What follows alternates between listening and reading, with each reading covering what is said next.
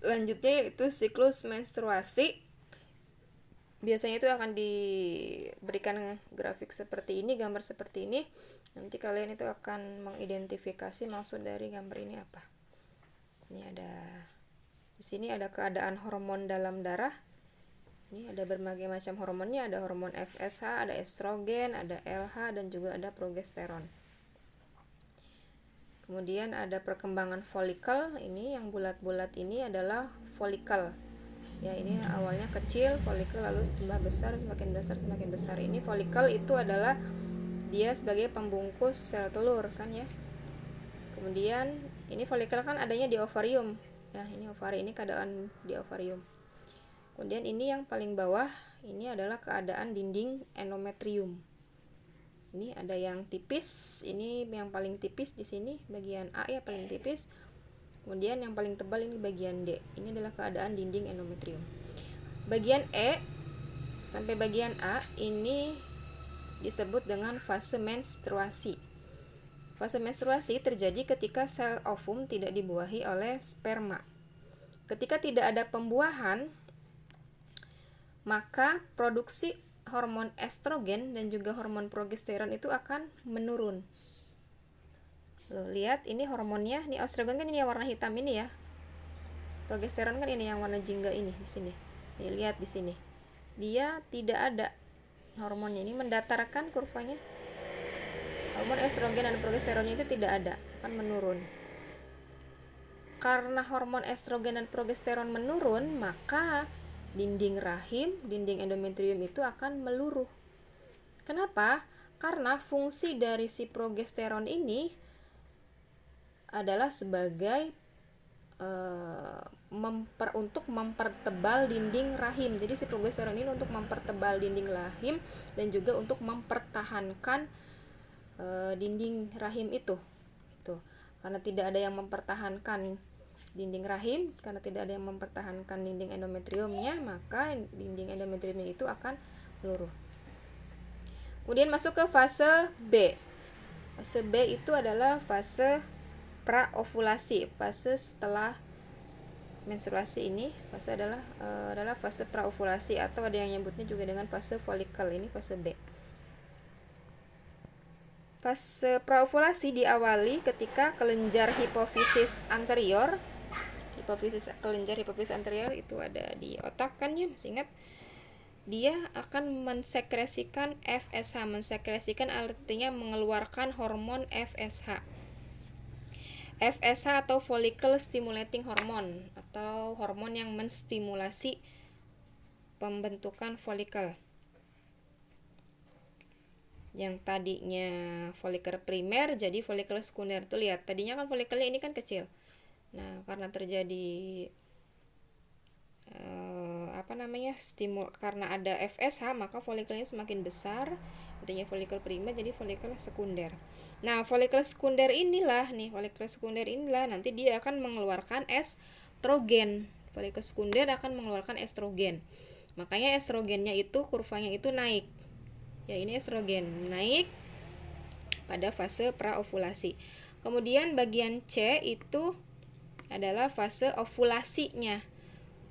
Fase ovulasi, estrogen naik tadi ya. Nah, estrogen naik ini estrogen ini akan mempengaruhi hipofisis anterior untuk mengeluarkan LH.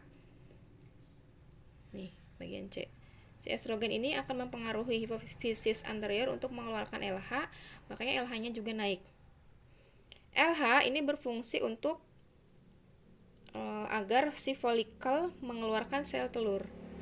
LH itu luteinizing hormon. Lutein itu kan hancur ya, penghancur hormon. Jadi maksudnya itu si LH ini dia akan menstimulasi agar si folikelnya ini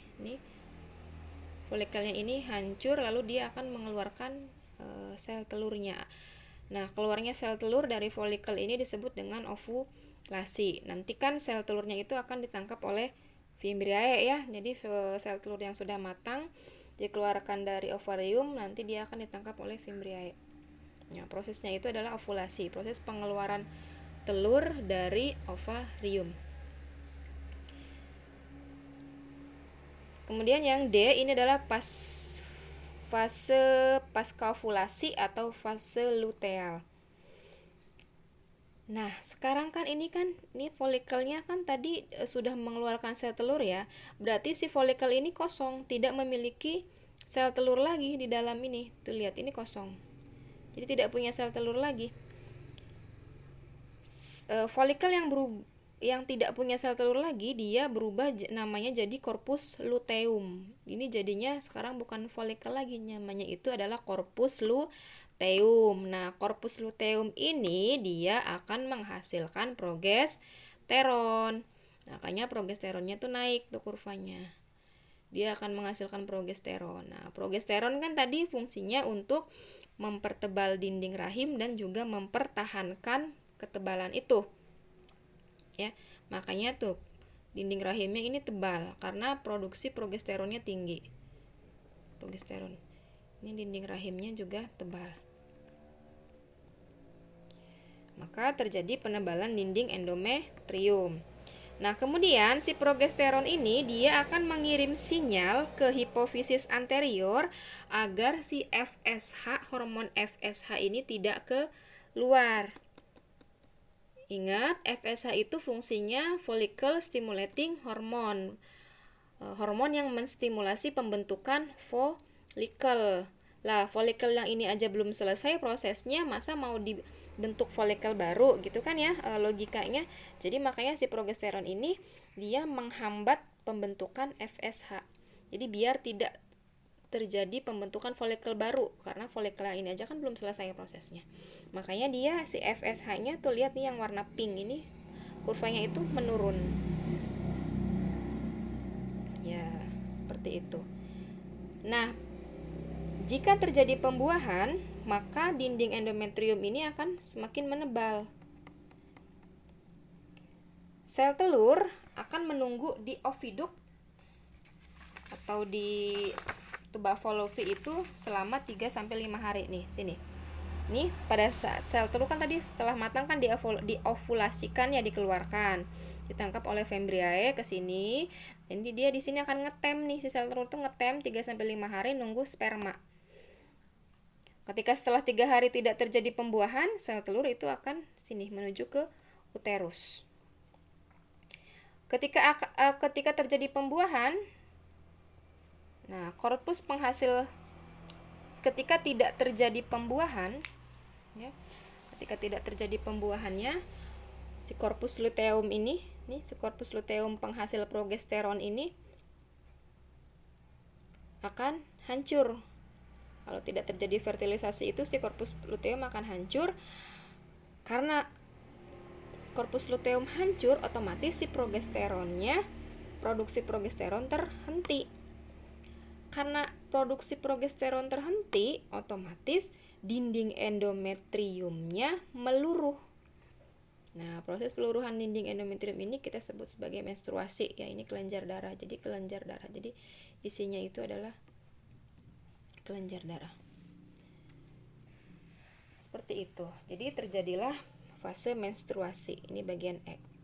Karena dinding endometriumnya meluruh. Ketika progesteron tidak ada, maka hambatan untuk keluarnya FSH kan tidak ada ya. Tadi kan progesteron menghambat FSH. Nah, kalau progesteron yang nggak ada, berarti kan yang menghambat FSH nggak ada dong. Maka FSH dikeluarkan lagi, disekresikan lagi, dan memulai folikel baru. Nah, di sini kan FSH-nya dulu dikeluarkan lagi, kemudian memulai folikel baru lagi. Dan seterusnya.